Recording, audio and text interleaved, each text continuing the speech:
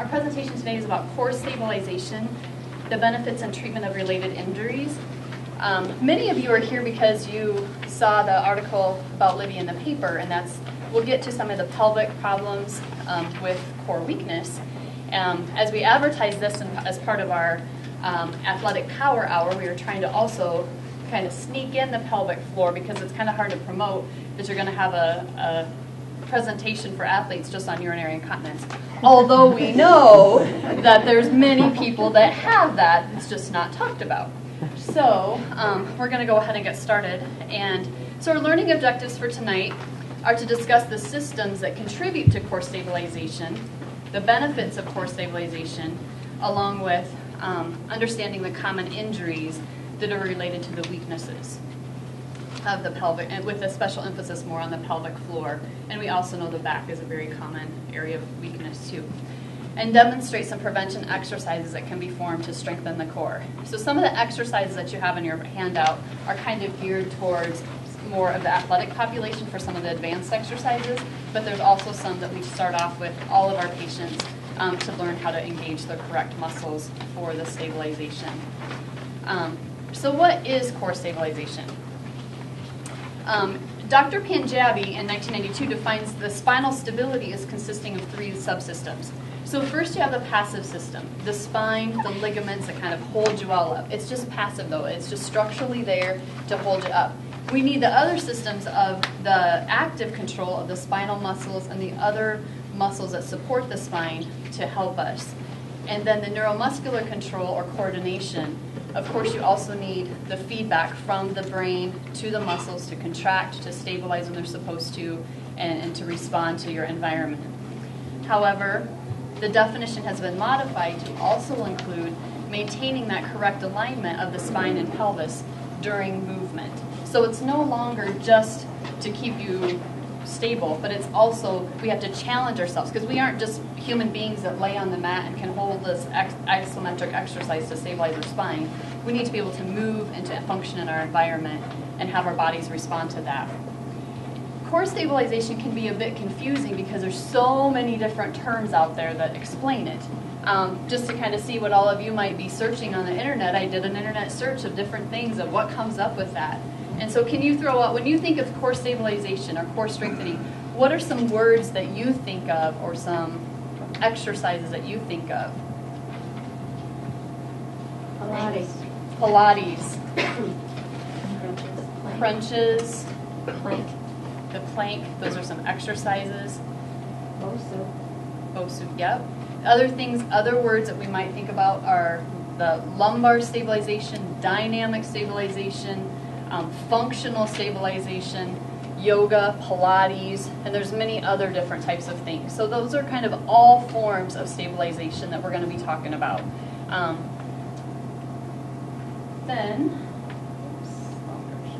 So the core muscles is going to be kind of our focus today.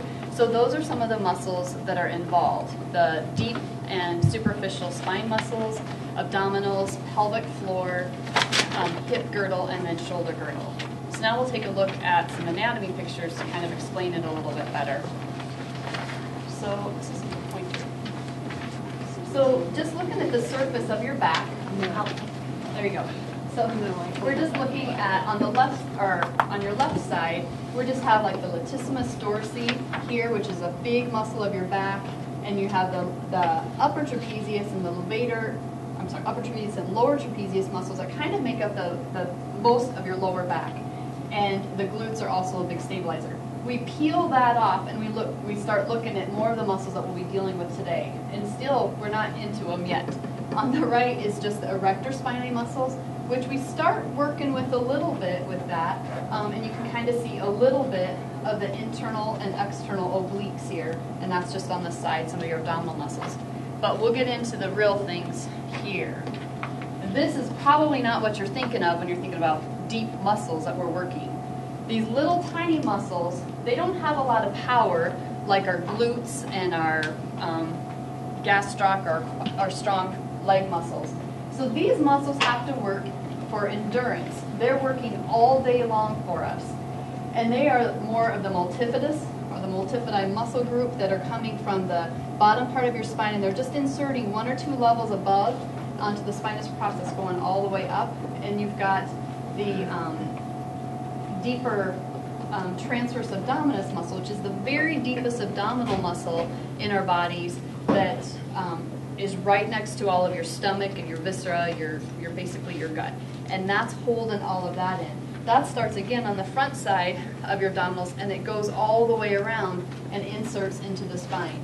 When we say that you need to have a strong abdominals to have a strong back, that's the muscle we're talking about. We're not talking about the rectus abdominis that gives you that six-pack abs. That muscle doesn't do a whole lot other than get you out of bed in the morning and get you going. As far as stabilization, it really doesn't have much function. So then we look at the front abdominal pictures, and so once again, here are the rectus abdominis that we're talking about. That's what most people are seeing and thinking of when they think of strong abdominals. But deeper down are the internal and the external obliques, and then that deepest transverse abdominis. We'll come back to that picture. Okay, Libby's going to talk more about the other picture as we get into the pelvic floor and the diaphragm, which is definitely a very important function. So we'll just kind of go, that was kind of heavy getting into anatomy, so we'll kind of step back and think about the importance of core strength. This is probably what some of us might look like or feel like. Just kind of a tip for the tiny belly is to cut down a bit of your belly every day. Follow this one weird old tip. And of course, oops, it's exercise. You can't take a pill for it. It doesn't matter if you, I guess you can take a pill for it. That's going to help with the outside. Maybe it'll help you lose a few weights. But the actual core strength is not going to change. You've got to put in the hard work to get the benefit. So this is the importance of core strength for me, though. It's function. It's daily life. It's training for life. Some of us might be training with Pilates, with swimming, triathlon, kids running, playing, working our occupations. We're all on the computers. That's life. That's what we're training for, and we got to strengthen up our bodies so that we can continue to perform and to live. And all of that is for abdominals, for pelvic floor, for our back. We're talking about all of that.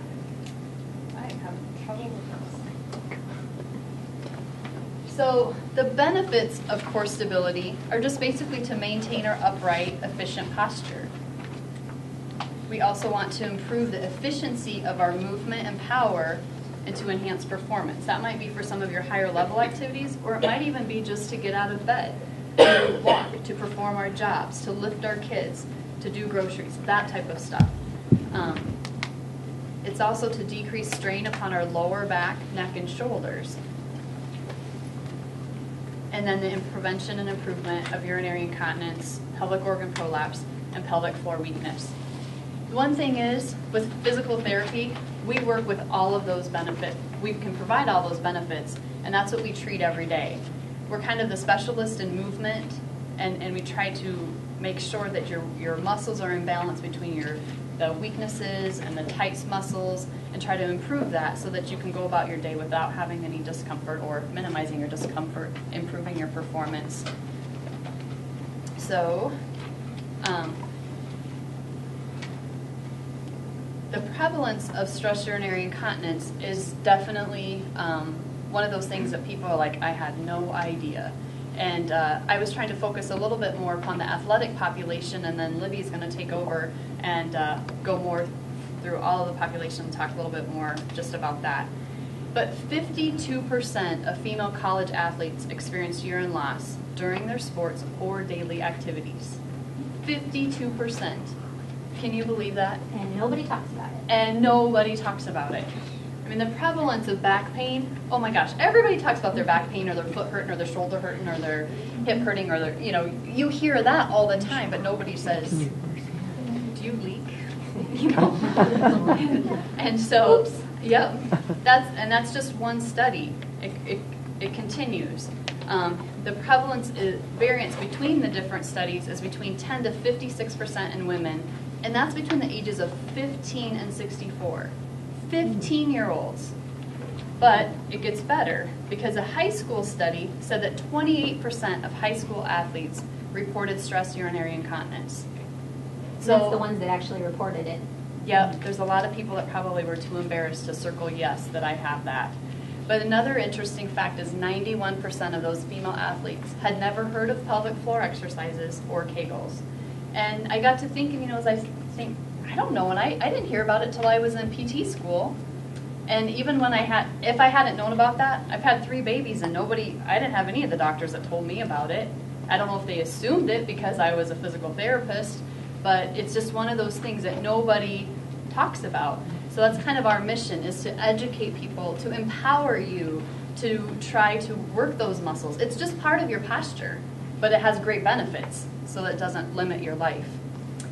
So this is where... Let's go back up to that anatomy picture. I'll start with that. Okay, so I'm going to turn this over to Libby, as she is going to take over from here. There we go. Talking about the anatomy of it. I love this picture because I always talk about the abdominal canister. It's just as important I emphasize it just as much in my 70-year-old women with incontinence as I do with my 25-year-old athletes. The canister is comprised of your diaphragm on the top. You've got a dome-shaped muscle that sits underneath your ribs.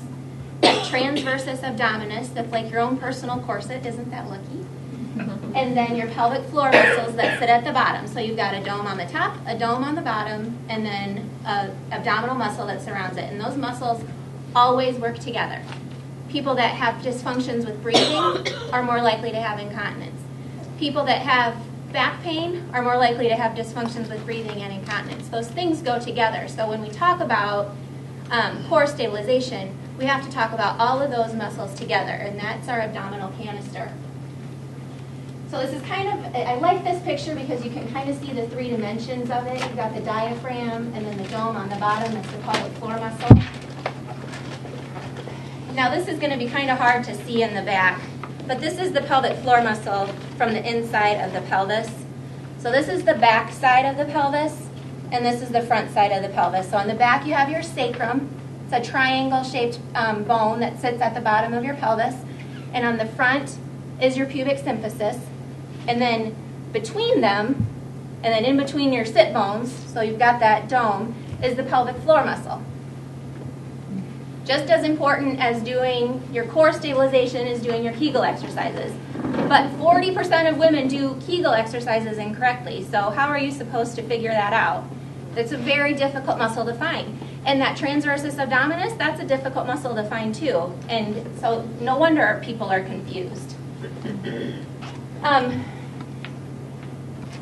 Okay, do I have?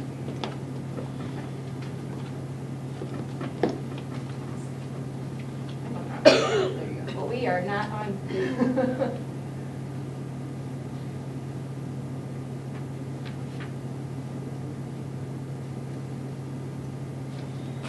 Okay, so the job of the pelvic floor muscles is to support your organs.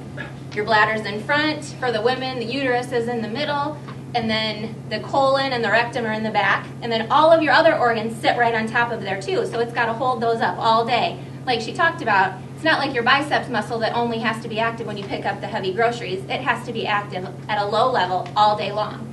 Same with that transversus abdominis. It has to give us support in the diaphragm. So that assists with core stability. And then the pelvic floor muscles also assist with closure of the urethra, where the urine comes out, and of the rectum, where, the back passage, where the feces come out. There's also more, they also approve, stronger pelvic floor muscles equals better sex life. There's all kinds of benefits. If the pelvic floor muscles are weak or loose, in addition to having low back pain, poor transfer of stability from one leg to the other in athletics, you also can have incontinence, or we can have pelvic organ prolapse. Pelvic organ prolapse is when the bladder falls backwards through the vaginal walls, and the anterior vaginal wall starts to come down. The rectum can prolapse, so the back side of the vagina can come out or come down, lose support. And then the uterus can prolapse, and that can just fall straight down through the vagina. And so that's what I'm talking about when I'm talking about a prolapse. Those muscles can also contribute to erectile dysfunction if they're very weak, especially after a prostate removal, men can have erectile dysfunction, and nobody's ever told them about strengthening their pelvic floor muscles. Only they say, here's an implant. That should help. These are muscles just like every other muscle in the body, and they can be tight, and they can be spasmed, and they can be painful also. And that can contribute to low abdominal pain. That can contribute to hip pain. Again, erectile dysfunction, tailbone pain, and not just incontinence, but sometimes when we're going to the bathroom way too much, those muscles can be in spasm. It's normal to pee 5 to 7 times a day. So Kegels, or pelvic floor muscle exercises, or is it K-E-G-E-L? It is described for females as a squeeze around the vagina or a squeeze around the rectum and a lift up and into the body. For males, you should see the penis elevate, the scrotum lift up and in, and still the tightening around the rectum. I always tell this because 40% of women, for sure, do them incorrectly. And I had been through PT school, and I thought I was so smart, and I knew everything about my body, but instead of pulling my muscles up and in, I learned that I had been pushing everything out because that's what felt strong to me. Even though I could stop my flow of urine, that didn't feel very strong, and I could push it out, and that felt strong. And so if I had continued to do that, that would have contributed to the prolapse and weakness and pain. When you're doing a pelvic floor exercise, no other muscles should be active. We shouldn't see the glutes contract. We shouldn't see much more happening in the abs than a gentle pulling in. We shouldn't see our inner legs contract.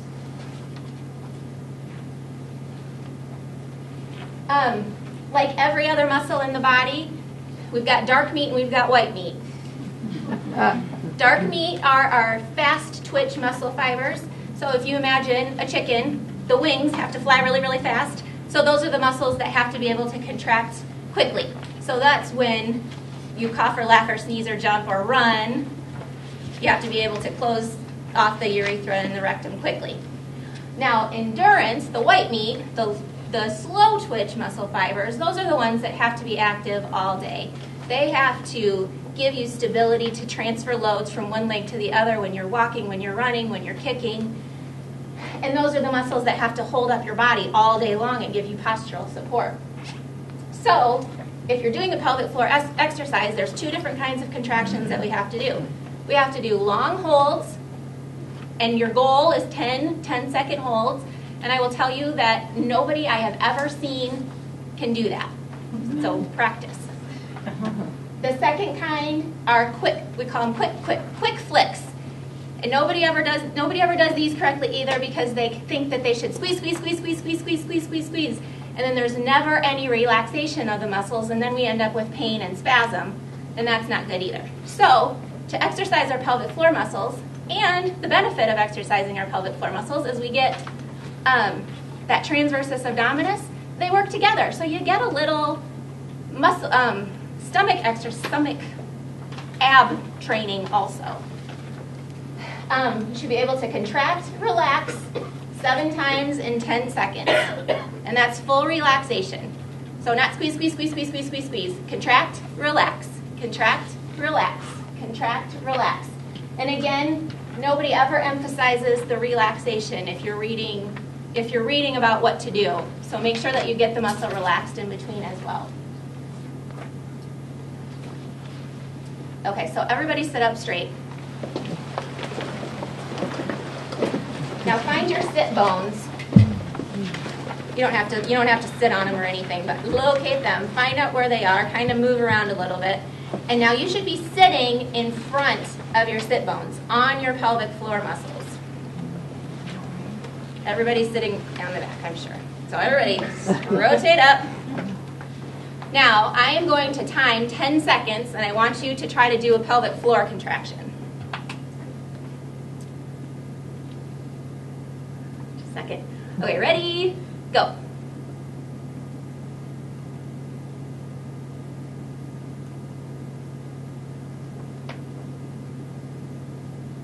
And rest. It's always so funny because I see everybody come down.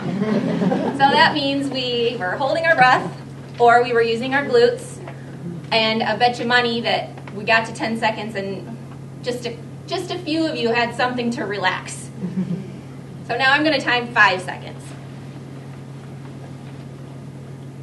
Okay, ready, go. And rest. Maybe that time you felt a little bit more of a relaxation. So when we're trying to do a pelvic floor muscle exercise, you want to be able to feel like you're having success with it, like you're able to contract it and you're able to relax it. And so if you can do 5-second holds, that is what you aim for. And when we're training the transversus abdominis muscle, we start the exact same way.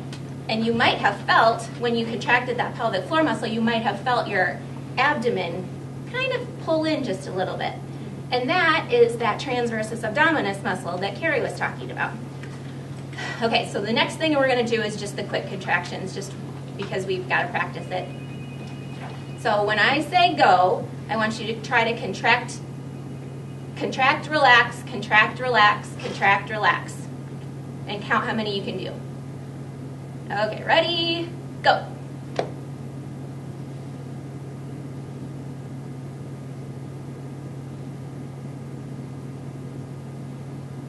And rest.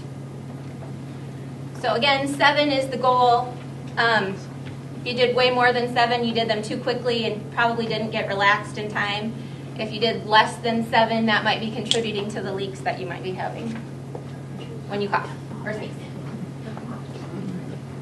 Okay, so that is just the basics of the pelvic floor muscle exercises.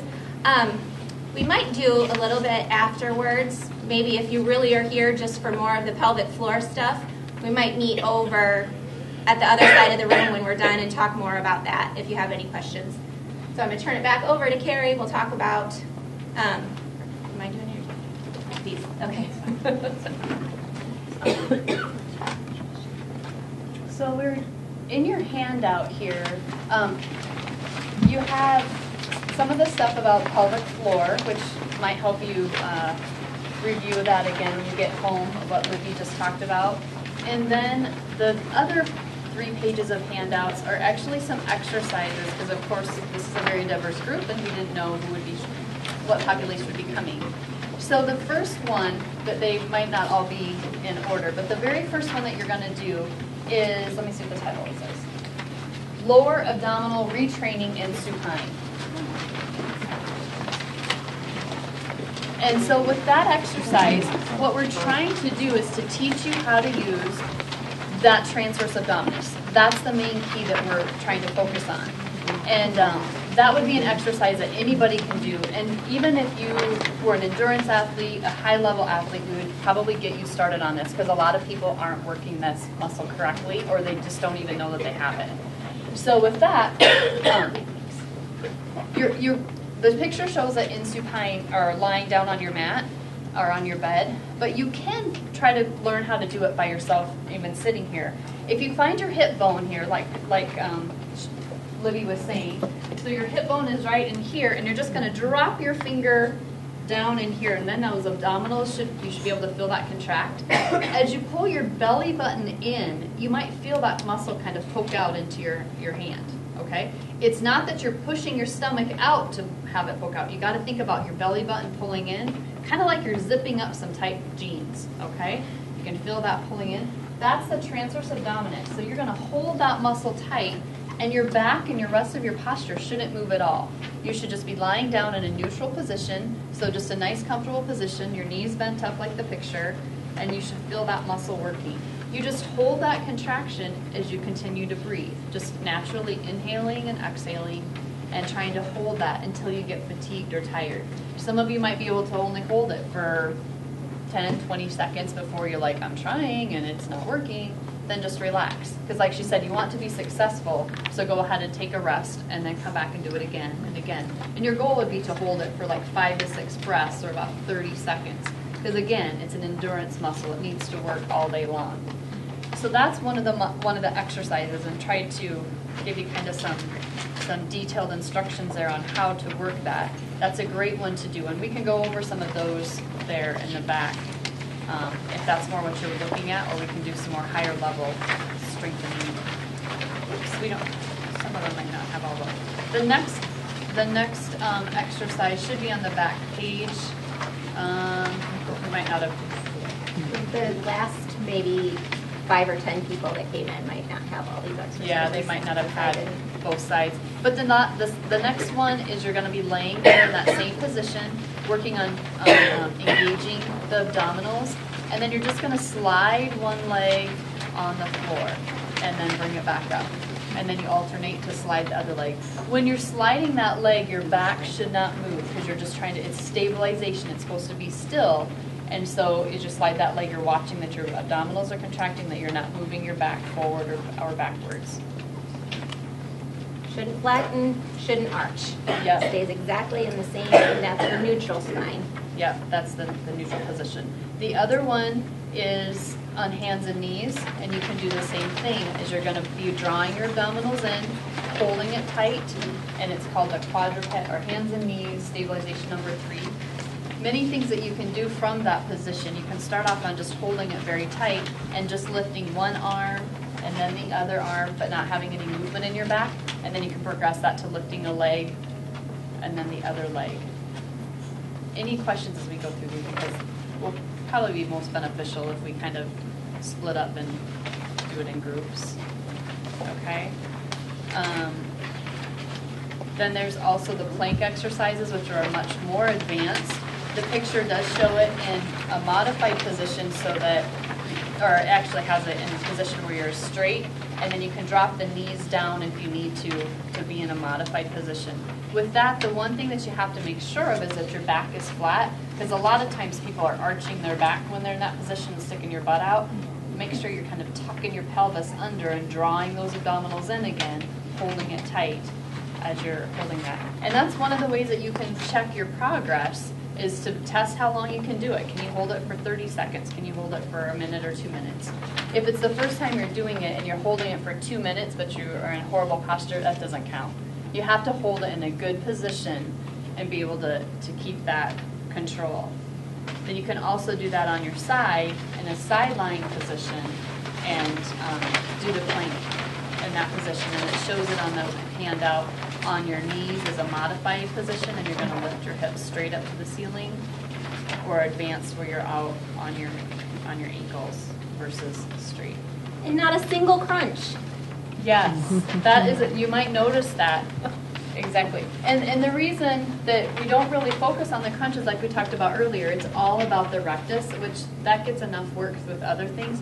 But it's very common when you're doing that crunch that you're pushing out and kind of increasing that pressure and almost like promoting a prolapse by pushing down and out instead of pulling it in. So there's a lot of different good ways to do functional strengthening without the crunches.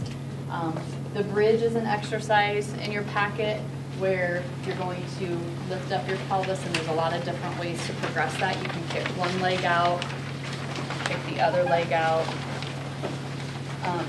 Rotational exercises are something that are very functional that I think that we should add in, because again, that's part of life, is that we're not very often just working in a straight plane. So sometimes it's good to do, that's where like a lot of your Pilates comes in, where there's a lot of rotational movements with stabilization. Or you can work some of the obliques in a controlled manner. You can do obliques but not do a lot of crunches. You can do kind of sit backs and rotations, those types of things, and we can go to the advanced stuff. We do want to work some of the back muscles, and that's with the prone, or that's laying on your stomach, and you're just going to lift up one arm and the opposite leg. One thing that I see most often is this exercise done incorrectly, because if your target is to work the deep muscles, you don't need to lift that leg way up. It's just a couple of inches off the mat that you're going to be lifting that leg to work those deeper muscles. Once you're lifting it up higher than about 2 or 3 inches, then you're working those erector spinae muscles, which are already very tight and usually go into spasm. That's typically what we see, is that if you're weak in those deeper muscles, the more superficial muscles are overworked and they get that tight spasm and discomfort. And then hip strengthening is important for those glutes, and a lot of the problems of the hip or of the back or knees originates from the weakness within the glutes and the inability to stabilize. And feet and ankles. A lot of foot and ankle problems can start when we don't have good core stability. So a good physical therapist will look at you from your toes up to your waist and see how things are going. Yeah, we don't want to just look at one isolated thing because everything, we're a whole system. We got to look at everything and how it integrates. So, just as a whole group, is there any questions about those exercises or what you've been doing at home and you have questions about, is this good or bad? Because there are many other great exercises. It's just trying to give you, we could go over 100 different exercises, but at the same time, we want to give you something that's doable, that's attainable, that you can go home and start working on if you choose to. And sometimes you try it and it's not helping you. I mean, that's where, you can seek other help from a healthcare professional, PT, or somebody else. And at the same time, she's got her stomach muscles pulled in. And pelvic floor. And her pelvic floor muscles. And then you can progress to just doing your legs if you want. And you're just barely going to lift. And lifting in line with the body. So she's focusing on her glutes. Keeping her core stabilized, but focusing on making the contraction happen in her glutes. And then you could go to the opposite arm. It's a very small movement. Typically, this is what we see patients doing when they say this is what they're doing at home. And do you agree? Oh yeah, and totally in aerobics classes and everything. It's the bigger movement you can do, the better. Which you're getting your back, but it's all the big muscles that you're not wanting to really focus on. So, Do the hands in this one.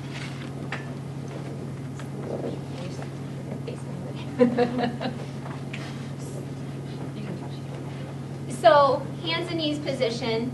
Again, she's got her back in a neutral position. It's not really arched up and it's not really arched down. It's in the middle. It's a position that is comfortable for her. Now she pulls her stomach in, but her back doesn't move, not even one little bit. And now she tries to move first her arms. It seems like it's not that big of a deal, but I challenge you to try it without letting your back. We don't want her to shift. We don't want her to twist. A good thing to do is, or let's see how she kind of lifts up and twists her whole back. One thing that you might try is putting like a yardstick or a Swiffer or a broom or something on your low back and keep it on. And then now let's do the legs. So that's the first progression. And now if you can do the legs and you can do 10 repetitions on each hand and you can stay pretty stable, then you move on to the legs. She's not letting her back drop down when she lifts up one leg. She's keeping it in a nice tabletop position. And then the next one, if you're really good. Are you really good? Yeah. Don't fall, Kari. Oh. So it's the same thing. Is the more you can maintain your back, you will get so much more bang out of your buck, or whatever that saying is, from doing this than doing 100 crunches every time. This is the one this would be for some of your higher level athletes you can try, and this I'm not very good at. Doing the Single arm thing. Yeah, that's really tough. But How about the plank? plank. Well, the picture shows it on your elbows. So again, Or here's my so this is the easy. Start here, start on your knees. When you can do this for a minute, then you can move up to your toes. She's got her lower abdominal muscles.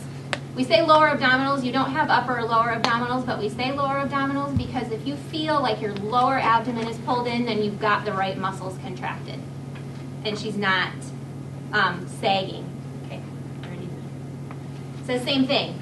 You could stay up here for 2 minutes using all the wrong muscles, but you're not going to get the same benefit. She's got her pelvic floor muscles pulled in, she's got her abdominal muscles pulled in, and she's getting so much more stabilization. She's getting arm work, she's getting quad work.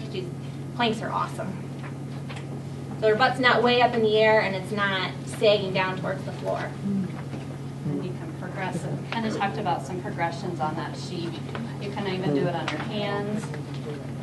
And you can go ahead and and again, this is another one. All you have to do is just lift a foot up, off, and that's the progression. It doesn't have to be a high kick. You're just barely transferring that weight. And it's a ton easier if you do the high kick.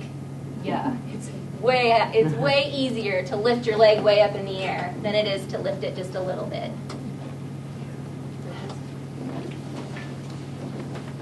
So the bridge exercise, same thing. Always start with the same base. I mean, this is for every exercise you do. If you're doing bicep curls, engage your core first, because you shouldn't be moving like this to do bicep curls. Everything should be really stable. And again, you get more bang for your buck. So again, now she's got her lower abdominals, her transversus abdominis pulled in, pelvic floor muscles engaged, keeps her back straight, and lifts her hips up. So now she's getting glute strengthening in addition to the core stabilization. You can come up on your heels and get more hamstrings. Hold it for a couple of seconds, and then come back down. And you can progress by lifting one leg, keeping your thighs pretty much in line. Again, lifting your leg way up is easier than keeping your thighs in line. And you do normal breathing? Well, yes, breathing is very important. You should continue to breathe. That's it. You know, if you hold your, it's a lot easier to hold. People, it's not easier. People feel like it's easier to hold your breath, that you can stay up, and that's kind of true, because when you hold your breath, you're getting some stability. Your diaphragm is getting in tight. Your abdominal muscles are getting in tight, and so you're getting stability. But it's not because it's muscle stability. It's because it's pressure stability, and that's not what we're after. So, general rule of thumb is to exhale on the effort. But in these exercises, when you're holding things for a long time, you kind of just have to try to breathe normally, and some of it might be a little bit more in your chest so that you get good oxygen. Any other exercises that you'd like to show us what you wanted for the hip strengthening exercises that you were talking about there? The main muscles that we want to strengthen when we're strengthening our hips are our glute max, our most powerful muscle in our whole body, and that is an extender, so it lifts our legs behind us. And so that was what we were working on this, especially when she was on her stomach, lifting her hands and knees. So that's working the big muscle on the back. And then on the side, one of the most important muscles in stabilization, especially in walking and running, is our gluteus medius, and that's our muscle right on this side. Now everybody, when they do this exercise, also lifts their legs way up in the air, and then what you're doing is you're strengthening this front leg muscle. You're not isolating. Again, you only lift this far and really focus on the side of your hips. And again, she's not moving through here at all, because that's what happens. You lift your leg way up here, you're using this front leg muscle, and you're using your obliques, which is not what we're after. We want to strengthen our hip muscles. Another thing that people will do is they'll collapse here. They'll really collapse as they try to lift that up higher. And so this should really kind of stay the same distance, and it's just your hip that's strengthening here. So there's really no collapse. This is still elongated versus this. I don't know if you can see the difference. And there's also the clam to get a little rotational exercise, so your legs are going to be bent up, and you're going to just lift up. Everybody gets the clam exercise. Back down. Yeah, a lot of weakness there. So that's those muscles that rotate your hips. It also works that side hip muscle too. You'll find that you can know if you have some weakness in this hip muscle is when you stand on one foot, your pelvis drops. You have a hard time keeping your pelvis level. Or that walk, this walk, when you're not doing it on purpose. These hip muscles are not as strong as they could be. If you've got some hip pain in your exercises, it's usually a good rule of thumb to see if these muscles are weak, because they often are. is that what causes hips to quit, like when you raise them and then lower them down towards the floor? Oh, there's all kinds of reasons for that. Not necessarily. Yeah, there's many reasons that could happen. Any other questions about core exercises? Leg drops. When you're laying flat on your back, just dropping legs. Yeah. This is what happened. This again is what happens. Nobody can do them well. They're really hard. Right. Even, yeah, this is really hard. A lot of times when this is what we'll see, we always say at the gym, but we see it all the time. We have patients show us what they're doing, and they do this. Or now keep your back, or you have to keep your back flat. And so she's getting a lot of that rectus work in. You can see right now it's starting to bulge up, and that's how we know that she's using her rectus abdominis instead of that deep core muscle. So if you're going to do something like this, if you feel like you're sufficiently strong enough to do that, only drop your legs as far as you can while keeping your stomach pulled in. Because once it starts bulging up, you're using the wrong muscles. And when you're laying down, you can see that on yourself. You can see when you're nice and flat, that transverse is working. But when you're lifting up and it's like a little mound here, that's your rectus. And that's the one that we're not trying to focus on. And when the rectus gets strong, your pants get tighter because you get a bigger waist. When your transversus is strong, you get a little narrower waist. Extra bonuses. There's all these extra bonuses. One of the sit-back exercises, this is probably the only way that I work the rectus, and that's more to just sit back here, and you're working the very top part of it. And you can add a little rotational component with that, and you're still holding it in. You're still flat, working the deeper transversus as well, but that's kind of more of a rotational exercise that I was talking about that you can do. And if you can't do that while keeping pulled in, then it's too hard for you. Right. Oh, Yep. it hurts my back. Yeah. Whenever Yep. It's probably just too hard. And so a lot I of should these avoid those when I'm in a class. and they're Right, doing a that. lot of those exercises, if you can't do them correctly, you're not going to receive any benefit. You're probably going to be hurting yourself more. So is there any use in trying to start doing them when you're older? And I mean, Oh my gosh, yes. Definitely. There's how you There's- how you would start if it causes pain. How do you start? when you're so weak Yeah. to start out with, how do you? She's in great shape, and her muscles. She's a She's a Pilates instructor on top of Yeah. all of this other stuff. See, I know my muscles wouldn't do that. But So she's- you don't even do that exercise. Don't even try to do that exercise. So you're going to do more of the basic ones that we were talking about, and you're going to lay here and pull your abdominals in and just let that, just breathe and holding that. And you might progress up to just sliding that leg like we talked about, and you're in neutral spine. So things that you're going to do wrong with this one is a lot of times you're not holding your abdominals, and you, again, let it arch as you come back too far, and so your pelvis is moving back and forth. Sliding a leg's not hard, but holding your pelvis here in this position while you do it is the hard thing. Or you may flatten your back out, trying to keep stable, and then you'll find that you've engaged that rectus abdominis. So you always want to make sure that your stomach is pulled in. And then that hands and knees one, just starting on your hands and knees and lifting your hands, that's a great place to start too. Another little one that for the lower level that you were saying is you can do this just just marching, holding those abdominals tight and just marching is another very hard one to do when you're first starting. Very challenging. It doesn't look like it is, but if you keep all the correct muscles pulled in, it is. It's very challenging. Any other questions or? How many minutes a day do you usually recommend? Like, or do you recommend 3 times a day, or just whatever? If you have back pain or incontinence or anything like that, I would do these exercises 5 or 10 minutes every day. Really start working on, these are endurance muscles. I mean, gosh, twice a day is not too much when you're trying to work on an endurance muscle. But if you are just looking for the benefits of core stabilization and getting stronger 3 or 4 days a week, but you must get tired.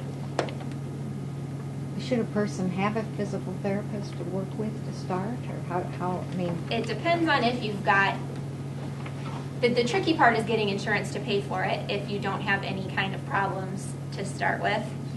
So if you've got some back pain, or if you've got some incontinence, or if you've got a prolapse, or you've got hip pain or knee pain and you want to come in and work on it, then absolutely. We always think it's the best. Yeah. But a lot of times people also have what we just call muscle imbalances or weaknesses or posture dysfunction, you know, so there's different things that you probably have very few people have the perfect posture, you know, and so that there are other things that you can work on beside. You don't have to wait until your shoulder's been hurting or your back's been hurting for months and months and months before you see a therapist. And in the state of Iowa, the great thing is that we have open access. And so just like you can go directly to a doctor or a chiropractor or a dentist or ophthalmologist, you can go directly to a physical therapist for any insurance except Medicare. With Medicare, you do need to have a doctor's order to send you here. Well, I think there's other private insurances you still have to have a referral to, so it's best to check. Yeah, it's best to check your insurance, but most common ones, you can go directly there. So that's nice too. And then one other thing is on June 14th, I am doing a 2-hour talk called Bones, Bottoms, and Balance. Talk a lot about osteoporosis, fall prevention, and a lot more discussion on bladder health and a lot more practice on pelvic floor exercises, some lower level exercises for just postural strengthening. That's with the Des Moines Community Schools adult education, and we limit it to 20 people for ease of doing exercises and things like that. So if you're interested, sign up quick. Yeah.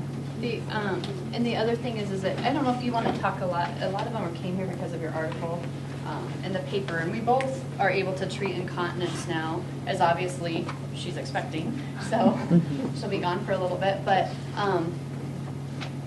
I guess we have private, it looks like this is our private, but no, we do have private facilities that we treat patients with more private issues. We have 2 private treatment rooms that's more of a home environment instead of such a clinical environment. And we have the electric biofeedback that we can help you retrain those muscles and to try to help teach you what muscles you are supposed to be working if it's you need to relax. Like she said, a lot of the pelvic pain and some of those problems you just don't relax, and otherwise trying to help you learn to contract better. So, but that's just in conjunction with a lot of other things. A lot of times it's a lot of behavioral things, some diet, fluids, that type of stuff that we can help discuss and improve. And we see kids from age 3 who are constipated up until adults in their 80s and 90s with incontinence. So there's a wide variety of people that can benefit from pelvic floor. Men with erectile dysfunction and women with hip pain, and there's many different things that can be addressed with pelvic floor physical therapy specifically.